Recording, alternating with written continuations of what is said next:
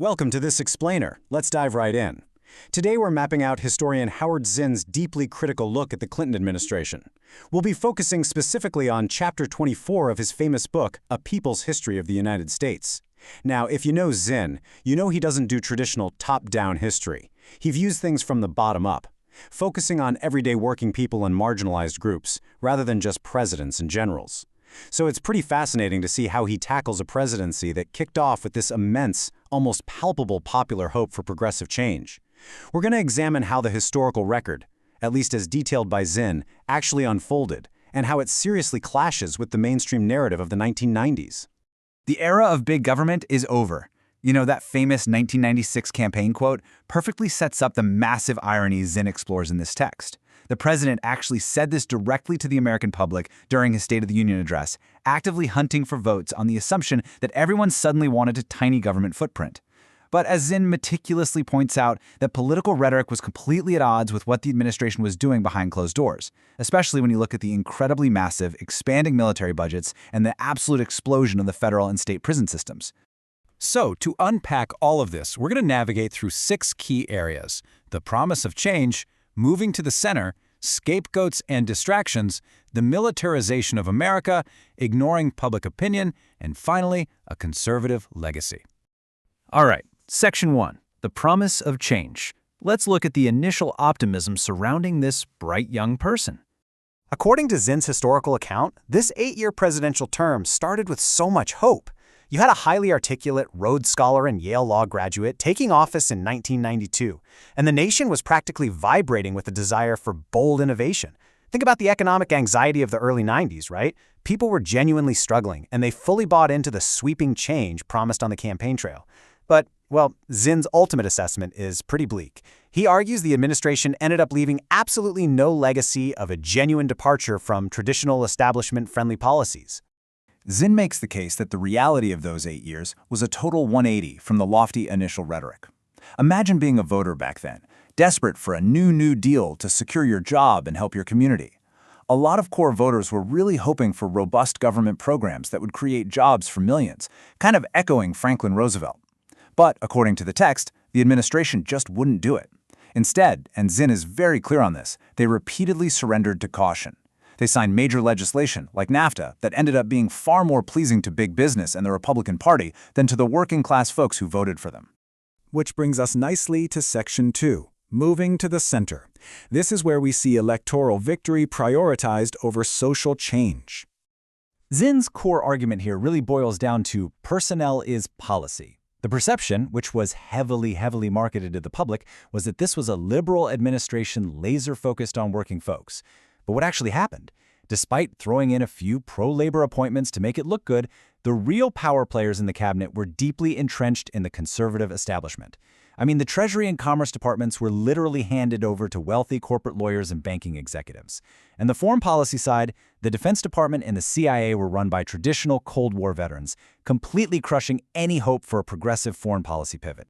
So why do this? Zinn points out a very specific and, honestly, kind of cynical political calculus. The administration's plan for re-election was to drag the party sharply to the right-leaning center. They figured they only needed to do just enough to keep the support of women, minorities, and working people, assuming those groups had literally nowhere else to go politically. Meanwhile, they went all in on courting white conservative voters. How? By enacting draconian tough-on-crime bills, pushing through stern measures that basically dismantled traditional welfare, and flexing a highly aggressive military posture globally. It was all about securing votes over addressing human needs. So how did they manage the public's anger when those fundamental economic promises fell through? That's Section 3, scapegoats and distractions, and the invention of enemies. Zinn relies heavily on this fantastic concept called hobgoblins. It's a term coined by the 1920s social critic H.L. Mencken. Basically, a hobgoblin is an imaginary menace. Mencken argued that the whole aim of practical politics is to keep the populace completely alarmed by threatening them with an endless series of these hobgoblins.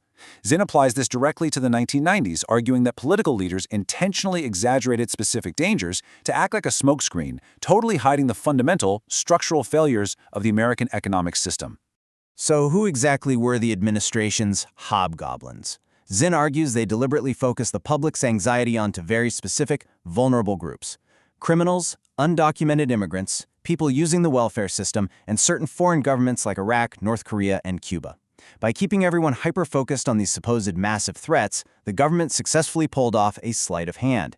They diverted the very real, legitimate anger of struggling citizens away from the uncomfortable fact that Washington was consistently putting corporate profit way ahead of human need. And the book highlights a deeply tragic double standard regarding accountability. Think about the Lewinsky scandal.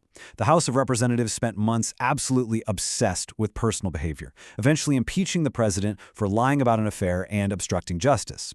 But as Zinn forcefully points out, the political establishment totally ignored actual life-and-death policy consequences. Gutting welfare reform and endangering impoverished kids? Ignored. Unilaterally bombing targets in Sudan or Iran? Ignored. Enforcing harsh economic sanctions that led to the deaths of hundreds of thousands of children in Iraq? Completely ignored. Zinn uses this to show us what the American political system actually views as a punishable offense. This flows right into Section 4, the militarization of America, and how vital resources were diverted. Zinn pulls in this incredibly powerful quote from former President Dwight Eisenhower: "Every gun that is made signifies in a final sense a theft from those who are hungry and are not fed." Zinn uses this to hammer home a really uncomfortable reality. The administration's massive military budgets were essentially a zero-sum game. Every single dollar dumped into the military-industrial complex was a dollar explicitly stolen from poverty relief, hunger programs, or affordable housing. And remember the context here. The Soviet Union had collapsed. The Cold War was over. But according to Chapter 24, the White House kept right on acting like its Republican predecessors. They kept massive military budgets, they kept troops stationed all over the globe, and they consistently chose military braggadocio over actual diplomacy. Zinn points out that when diplomatic solutions were totally on the table, the administration instead chose to repeatedly launch cruise missiles at sovereign countries like Afghanistan, Sudan, and Iraq, often just to look tough on the global stage. All right, let's look at the incredible disconnect between Washington and everyday Americans in Section 5, ignoring public opinion. Zinn reveals that both the mainstream media and politicians were completely misreading the room. Remember the 1994 midterm elections when Republicans swept Congress? Only 37% of eligible voters actually showed up, but the media spun this low turnout as a massive popular revolution demanding a smaller government. Zinn, however, points to actual comprehensive public opinion surveys from that era to totally debunk this. The polls clearly showed the exact opposite. The majority of Americans actually wanted bold, progressive policies. They wanted guaranteed employment, universal free healthcare, and they specifically wanted to heavily tax the rich to pay for it all. And speaking of universal healthcare, despite clear public demand for a simple single-payer system like Medicare for All, Zinn argues the administration completely fumbled the ball. Instead of a direct approach, the president put Hillary Clinton in charge of a massive commission, and they churned out this incredibly dense 1,000-page bureaucratic nightmare that just utterly confused the public. Ultimately, Zinn notes it failed spectacularly because it completely dodged the real issue. It offered no way to provide medical care without the massive financial drain of private, profiteering insurance companies. Now we hit the stark numerical consequences of all these choices. Section 6, a conservative legacy, the true cost of the status quo. 2 million. Because the government decided to respond to deep economic desperation by building more jails instead of actually fixing the root causes of poverty, Zinn highlights this staggering statistic. By the end of Clinton's term, an astounding 2 million people were locked up in prison. That gave the United States the absolute highest number of its population in prison per capita than any other country in the entire world, except maybe authoritarian China. For Zinn, this is the ultimate tragic outcome of a two-party system that completely refuses to challenge an economic structure where corporate profits always come before human needs. As we wrap up this explainer on Chapter 24, I want to leave you with Howard Zinn's underlying provocation. In a bipartisan system that is so heavily tied to multi-billion-dollar corporate interests, is true, bold social innovation even possible? Or does winning an election today fundamentally require sacrificing meaningful social change? It's a really tough question, but it forces us to look past all the slick campaign rhetoric and evaluate the actual human cost of our political institutions. Thank you so much for joining me to explore this historical analysis and keep asking the big questions.